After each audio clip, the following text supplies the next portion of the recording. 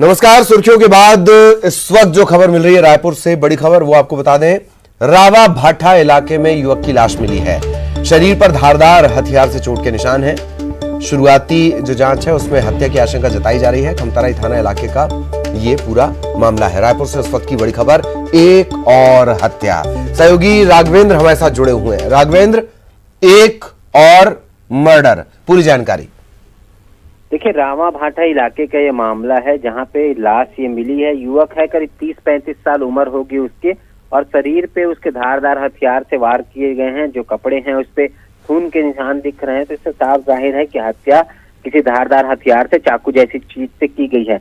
राजधानी में लगातार जो है हत्या की वारदातें हो रही है, चाकूबाजी की वारदातें हो रही है। तो ये एक फिर मामला निकलकर सामने आया है। हालांकि अभी युवक की पहचान नहीं हो पाई है।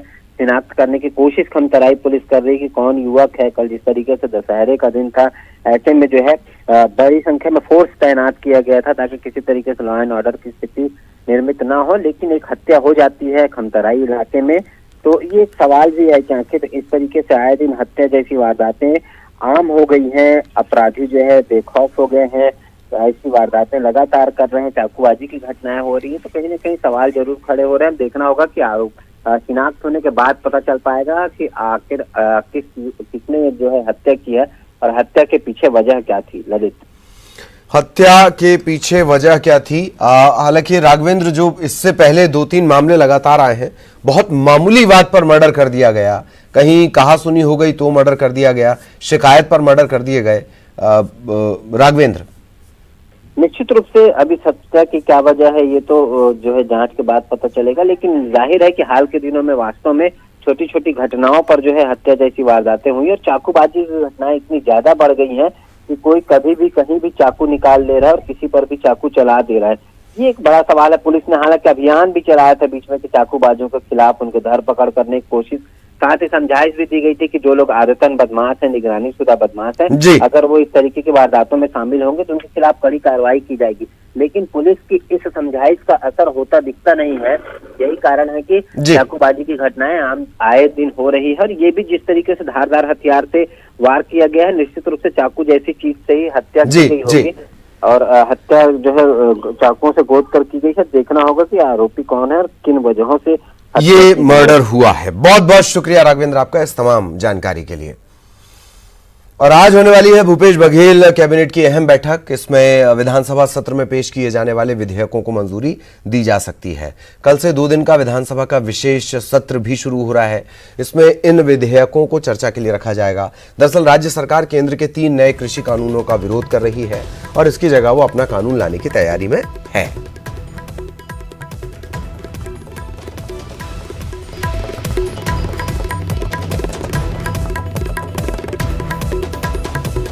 और आज भूपेश बघेल कैबिनेट की अहम बैठक होनी है। बैठक में विधानसभा सत्र में पेश किए जाने वाले विधेयकों को मंजूरी मिल सकती है। इसके अलावा धान खरीदी की तैयारियों को अंतिम रूप दिया जाएगा। तात्कालिक विषयों के तहत जल जीवन मिशन ठेका विवाद, चिप्स द्वारा पेनल्टी में छूट, ऐसे कई और मसले, इन पर चर्चा भी होगी।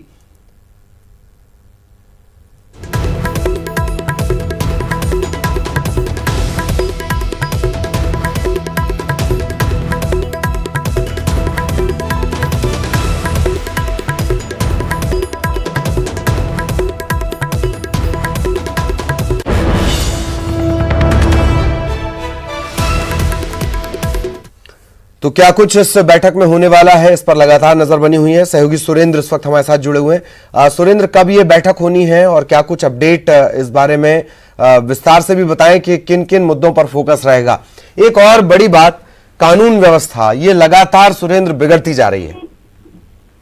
बिल्कुल ललित, ये जो कैबिनेट की बैठक है वो 12 बजे से शुरू होगी। सीएम हाउस में बैठक होनी है और उसके बाद जिस तरह से, क्योंकि कल से विधानसभा का सत्र, विशेष सत्र बुलाया गया है। सत्र में जिस तरह से जो नया कानून है कृषि का केंद्र का, उसके अगेंस्ट में जो है, उसके विरोध, उसके अगेंस्ट में जिस तरह से जो कांग्रेस सरकार है वो यहाँ पर जो 4 अलग अलग विधेयक है उनको लाएगी, तो उसकी मंजूरी जो है आज कैबिनेट की बैठक में मिल जाएगी। तो जिस तरह से यहाँ पर जो श्रम का जो कानून केंद्र सरकार ने पास किया है, उसके तहत जो लघु और सीमांत जो जो है यहाँ पर जो फैक्ट्रियां हैं, उन उद्योग है, उन पे जो नियम लगाए गए हैं केंद्र सरकार के द्वारा, उसको आज जो संशोधन विधेयक जो है उसको लेकर आज प्रस्ताव यहाँ पर होगा और उसको जो है मंजूरी मिलेगी। कल विधानसभा के सत्र में उसको रखा जाएगा। तो ये 4 प्रमुख जो अलग अलग विधेयक है उनकी मंजूरी आज कैबिनेट की बैठक में मिल जाएगी। इसके अलावा जो क्योंकि धान खरीदी करनी है सरकार को, तो 1 दिसंबर हालांकि आज तारीख को लेकर भी, और साथ ही धान खरीदने के लिए इस बार जूट का जो उद्योग क्योंकि कोरोना के चलते बंद रहा है, तो जूट का जो बोरा है वो बारदाना है वो इस बार नहीं मिल पा रहा है। तो सरकार प्लास्टिक के जो है बोरे पे धान खरीदी करना चाहती है।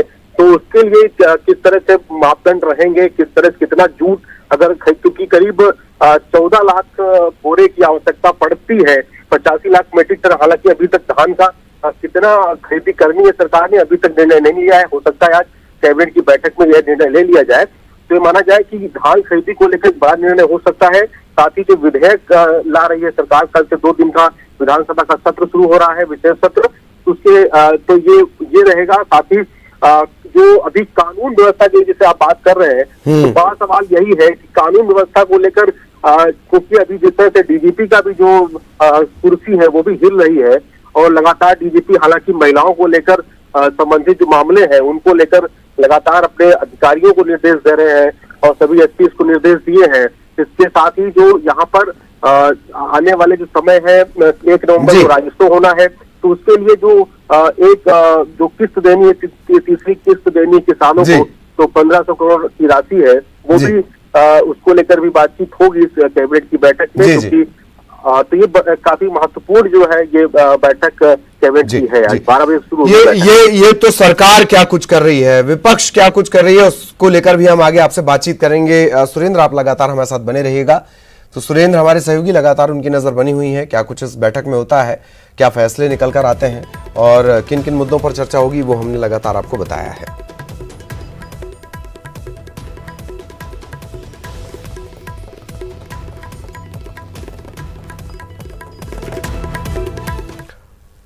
और जैसा कि अभी जिक्र कर रहे थे सुरेंद्र, कर्ज लेने वाली है छत्तीसगढ़ सरकार 1000 करोड़ का। दरअसल धान की तीसरी किश्त देने के लिए कर्ज लिया जा रहा है। 2 किश्त दे दी गई है राजीव गांधी न्याय योजना के तहत। तो राज्य के फिक्स डिपॉजिट की नीलामी होगी, कल ये नीलामी बघेल सरकार करेगी और तीसरी बार सरकार कर्ज लेने जा रही है। तकरीबन 1500 करोड़ का भुगतान है, 1000 करोड़ का कर्ज लिया जा रहा है। राज्य स्थापना दिवस पर यह भुगतान होना है किसानों को राजीव गांधी किसान न्याय योजना के अंतर्गत। 2 किश्तों का भुगतान पहले ही हो चुका है।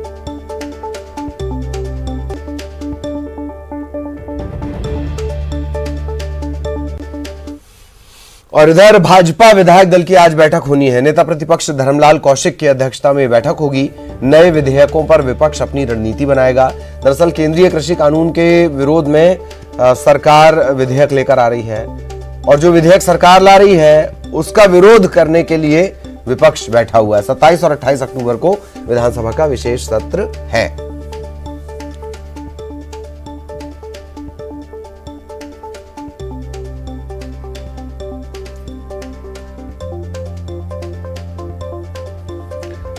तो नए विधेयकों पर क्या कुछ रणनीति होगी, सहयोगी सुरेंद्र हमारे साथ जुड़े हुए हैं। एक बार फिर सुरेंद्र के पास आपको लिए चलेंगे, लाइव वो हमारे साथ जुड़ चुके हैं। सुरेंद्र, क्या कुछ संभावित रणनीति नजर आने वाली है? दूसरा कि 27 और 28 अक्टूबर को भले ही विशेष सत्र है, किसानों की चिंता करनी है, पर कोशिश ये होगी विपक्ष की कि हंगामा खड़ा हो। हाँ देखिए बिल्कुल, जिस तरह से नेता प्रतिपक्ष पहले ही कह चुके हैं कि दो दिन का सत्र विशेष बुलाया जा रहा है सरकार की तरफ से, उसको 15 दिन तक बुलाया जाना चाहिए, 15 दिन का होना चाहिए, जिसपे सारे मुद्दों को लेकर बातचीत हो और सदन में सभी बातों को लेकर चर्चा की जाए। तो इसीलिए आज जिस तरह से बीजेपी जो विधायक दल की बैठक होनी है, उस बैठक में यही निर्णय लिए जाएंगे कि जिस तरह से केंद्रीय जो कृषि बिल है, नया बिल है, उसको देखते हुए लगातार किसान को लेकर जो रणनीति बना के रखी है बीजेपी, क्योंकि अलग अलग गांवों में भी बैठक कर रही है बीजेपी, तो वहां से जो फीडबैक मिला है उसको देखते हुए आज किस तरह से जो नए जो कृषि बिल है केंद्र का, उसको किस तरह से सदन में रखना है, क्योंकि जिस तरह से 4 अलग अलग विधेयक राज्य सरकार लाएगी और उसको पारित कराएगी, तो किस तरह से उसको डिफेंड करना है, किस तरह से विरोध करना है। तो ये लाजमी है कि जिस तरह से वहां पर विधानसभा के सत्र के दौरान हंगामा जरूर होगा, क्योंकि किसानों को लेकर हंगामा अक्सर होता रहा है छत्तीसगढ़ की विधानसभा के सत्र के दौरान। तो इस बार भी हंगामा होगा। 2 दिन की जो बैठकें हैं उसमें हंगामा निश्चित है। इसीलिए आज जो विधायक दल की बीजेपी बैठक कर रही है, इस बैठक में नेता प्रतिपक्ष और साथ ही जो पूर्व मुख्यमंत्री हैं डॉक्टर रमन सिंह समेत सभी विधायक इस बैठक में शामिल होंगे और रणनीति बनाएंगे किस तरह से जो इस विधेयक को जो अच्छाइयां हैं, इस विधेयक की जो अच्छाइयां हैं उसको देखते हुए सदन में किस तरह से हमको सरकार का जो नया जो अलग अलग जो विधेयक लाएगी सरकार, तो उसको किस तरह से इसको विरोध करना है और अपने जो केंद्र सरकार ने जो कृषि बिल पास किया है उसको उसकी अच्छाइयों को कैसे बताना है, इन सभी को लेकर अब रणनीति बनाएगी बीजेपी और इसको पुरजोर तरीके से विधानसभा के सत्र के दौरान रखा जाएगा। और ये जरूर है कि जब सत्र के दौरान जब चर्चा होगी तो वहां पर कानून व्यवस्था से लेकर किसान आत्महत्या तमाम वो मुद्दे विधानसभा के सत्र में गूंजेंगे और उसमें हंगामा होने की पूरे आसार हैं और वॉकआउट तक हो सकता है, क्योंकि इस विशेष सत्र के दौरान बीजेपी यही चाहेगी कि जो नया कृषि बिल है केंद्र का, वो उस पर जो अच्छाइयां हैं उसको ज्यादा उसको प्रभावी तरीके से रखा जाए सदन के पटल पे, इसके जरूर तैयारी करेगी। लेकिन दूसरी तरफ आज कैबिनेट की बैठक होगी तो बैठक में जरूर है कि जो 4 विधेयक जो अलग अलग सरकार लाना चाहेगी उसकी मंजूरी मिल जाएगी, उसको सदन के पटल पे रखा जाएगा, क्योंकि सरकार का बहुमत ज्यादा है तो इसका सदन में पास हो जाएगा। उसके बाद राज्यपाल के पास जो 4 जो संशोधन विधेयक हैं सरकार की तरफ से वो जाएंगे। तो बड़ा मसला ललित वही है कि राज्यपाल किस तरह से मंजूरी देते हैं, क्योंकि पिछले दिनों जिस तरह से हम टकराव देखने को मिला है सरकार के और राजभवन के बीच में, तो ये देखना लाजमी होगा कि किस तरह से जो है इस जो विधेयक जो पास होंगे विधानसभा में, क्योंकि विधानसभा विधेयक पास होने के बाद जो उसको कानूनी रूप देने के लिए राज्यपाल के पास में जो विधेयक है वो जाएंगे, तो राज्यपाल किस तरह से उसको मंजूरी देते हैं ये देखने वाली बात होगी ललित। हालांकि सरकार ये साफ कर चुकी है कि किसी भी स्थिति में अगर उन्हें अदालत भी जाना पड़े तो अदालत भी जाएंगे इस बात को लेकर, क्योंकि जो खेती किसानी है वो राज्य का विषय है। बहरहाल बहुत बहुत शुक्रिया आपका सुरेंद्र, आगे भी आपके जरिए अपडेट। तो अब बात होगी मरवाही के दंगल की। मरवाही उपचुनाव की सरगर्मियां तेज हैं। इसी कड़ी में बीजेपी नेता रामदयाल उइके ने बड़ा बयान दिया। उन्होंने कहा कि जानबूझकर सरकार ने प्रशासन पर दबाव डालकर मेरे भतीजे अमित जोगी का फॉर्म निरस्त करवा दिया। अब जनता कांग्रेस का वोट बीजेपी को जाएगा। उइके ने अमित जोगी को अपना भतीजा बताते हुए कहा कि जोगी परिवार से मेरे पारिवारिक संबंध है, छत्तीसगढ़ में स्थानीय पार्टी का अस्तित्व नहीं, इसीलिए वो बीजेपी में गए। कांग्रेस में आदिवासियों को दबाने का प्रयास किया गया। आपको बता दें उइके ने साल 2000 में अजीत जोगी के लिए अपनी सीट खाली की थी। मरवाही उपचुनाव को लेकर सियासत काफी हो रही है, क्या लगता है किस तरह से माहौल आपको बनता है यहाँ पर दिखाई दे रहा है? मरवाही की जनता इतनी समझदार है, इस बार सोच समझ के वोट करेंगे और भारतीय जनता पार्टी को वोट करेंगे, क्योंकि मैंने तीनों ब्लॉक का मैंने दौरा किया, आदिवासियों के बीच में हमने बातचीत की, समाज के लोगों से हमने बातचीत किया। उनका कहना है कि जिस तरह से जोगी जी हमेशा सक्रिय रह करके यहाँ की जनता की सेवाएं देते थे, उसके बाद कांग्रेस की यहाँ पे सरकार आ गई है। 2 साल में कांग्रेस सरकार ने यहाँ के विकास के लिए कोई काम नहीं कर रहा है। अच्छा, एक चीज ये भी है कि आपने अजीत जोगी के लिए अपनी सीट खाली की, वो मुख्यमंत्री बने और उसके बाद 20 सालों तक के इस पूरे विधानसभा की जो पहचान रही है वो अजीत जोगी के नाम से रही है। ऐसा नहीं लगता कि आपने उनको सीट देकर के काफी कुछ खोया है? मैंने मरवाही के चौमुखी विकास के लिए सीट दिया था और जोगी जब थे मुख्यमंत्री यहाँ लगभग 38 सिंचाई के साधन बनाए। मलिनिया जलाशय, घघरा जलाशय, सिमरदा जलाशय, खुज्जी जलाशय, खुज्जी डायवर्शन, बड़े बड़े स्टॉप डैम, उन्होंने जहाँ एक एक 12 टोला तक बिजली पहुंचाए थे। तो हम दोनों मिलके यहाँ का चौतरफा विकास तो हुआ, लेकिन आज की स्थिति में कांग्रेस वालों ने उनके साथ कितना बड़ा धोखा किया, कितना बड़ा उनको तकलीफ पहुंचाए कि आज जोगी जी नहीं है तो अमित जोगी और ऋचा जोगी उनके पार्टी की तरफ से जनता की तरफ से उन्होंने फॉर्म भरवाया। कांग्रेस वालों ने जानबूझकर उनके फॉर्म को रिजेक्ट करवा दिए। अरे जब वही जोगी जी जब चुनाव लड़ते थे कांग्रेस से तो उस समय इनको पता नहीं था कि कौन जाति के हैं। 15 साल तक वो यहाँ नेता रहे नेतृत्व के, अब ऐसी कौन सी बात हो गई कि ये लोग दबाव पूर्वक अधिकारी को, प्रशासन को दबाव देकर के उनके फॉर्म रिजेक्ट करा दिए? वो डरे हुए हैं।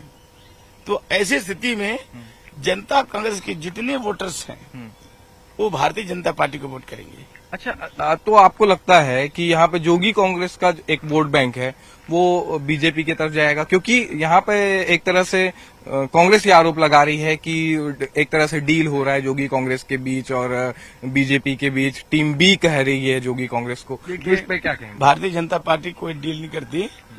डील ये लोग कर रहे हैं, खरीदी बिक्री काम कर रहे हैं, गांव गांव साड़ी बांट रहे हैं, एकदम सस्ती साड़ी, बर्तन बांट रहे हैं, दारू बांट रहे हैं, टी शर्ट बांट रहे हैं। ये डरे हैं तब तो बांट रहे हैं।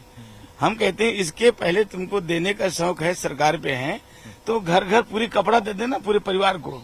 फिलहाल ये जनता बताएगी कि आखिर वो इन सियासी समीकरणों को कितना समझती है, सियासी दांवपेच को कितना समझती है। और मेरे ख्याल से जो जनता है वो काफी समझदार है, अपना निर्णय लेना खुद जानती है। फिलहाल चुनाव के नतीजे ये बताएंगे कि आखिर यहाँ का विजेता कौन होता है। कैमरा पर्सन इमरान कुरैशी के साथ देवव्रत भगत, न्यूज़ 18 मरवाही। और मरवाही उपचुनाव से ठीक पहले मंत्री जयसिंह अग्रवाल का बड़ा बयान सामने आया। न्यूज़ 18 से बात करते हुए अग्रवाल ने कहा कि जोगी कांग्रेस के 90% पदाधिकारी और कार्यकर्ता कांग्रेस में शामिल हो गए। अब जोगी कांग्रेस के बाकी विधायकों के अलावा रेणु जोगी खुद भी कांग्रेस में आना चाहती हैं। पार्टी के 90% से ज्यादा पदाधिकारी और सदस्य, उनके विधायक प्रतिनिधि, उनके प्रवक्ता, उनके जिला अध्यक्ष, उनके चाहने वाले, उनके सिपह सलाहकार, उनके पार्टनर सब तो कांग्रेस में शामिल हो चुके हैं। तो उनके हैं कहाँ? यानी जोगी कांग्रेस का अब कोई अस्तित्व नहीं रहा। जोगी कांग्रेस का अस्तित्व खत्म हो चुका है, समाप्त हो चुका है। वो गलतफहमी में है और उनका गलतफहमी 10 तारीख को जब परिणाम आएगा तो पूर्ण रूप से उनको समझ में आ जाएगा कि उनकी क्या स्थिति है। अच्छा, आपको लंबा अनुभव है सियासत का। इस चुनाव के बाद जोगी कांग्रेस का भविष्य क्या देखते हैं आप पार्टी का? जोगी कांग्रेस का भविष्य खत्म हो चुका है, इस बात को वो परिवार भी जानता है और इसीलिए वो लोग भटक रहे हैं। यहाँ न उनकी पार्टी का प्रत्याशी है, न पार्टी चुनाव लड़ रही है। उसके बाद भी बाजारों में क्या खोज रहे हैं समझ से बाहर है। मैं तो बोलता हूँ उनको आराम करना चाहिए अभी, क्योंकि न उनकी पार्टी बची है, न पार्टी में कोई पदाधिकारी बचे हैं और पार्टी के जो नाम के विधायक हैं वो भी अधिकांश लोग कांग्रेस में शामिल होना चाहते हैं। तो इसलिए उसको सोचना चाहिए। खुद रेणु जोगी भी कांग्रेस में शामिल होना चाहती है। इधर छत्तीसगढ़ में मरवाही उपचुनाव का काउंटडाउन शुरू हो चुका है। 3 नवंबर को मतदान होना है। ऐसे में तमाम राजनीतिक पार्टियां सक्रिय हैं। इसके अलावा सुरक्षा के लिहाज से यहां पर एसएसटी की टीम मरवाही के एंट्री पॉइंट पर जांच कर रही है। सभी वाहनों को जांच के बाद ही मरवाही विधानसभा क्षेत्र में प्रवेश दिया जा रहा है।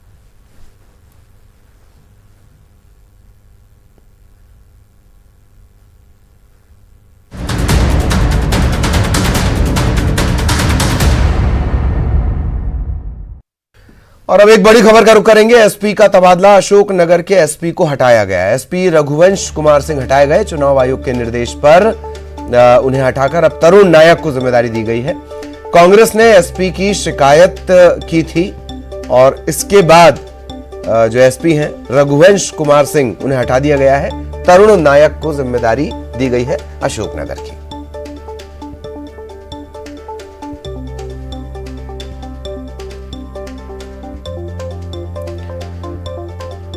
तो बड़ी खबर आपको बता दें, एसपी को हटा दिया गया है अशोकनगर और उन्हें हटाकर नई जिम्मेदारी दी गई है तरुण नायक को। एसपी रघुवंश कुमार सिंह ये हटा दिए गए हैं चुनाव आयोग के निर्देश पर। तरुण नायक को जिम्मेदारी दी गई है। दरअसल कांग्रेस ने एसपी की शिकायत की थी और इसके बाद आयोग ने ये निर्देश दिए हैं एसपी को हटाने के।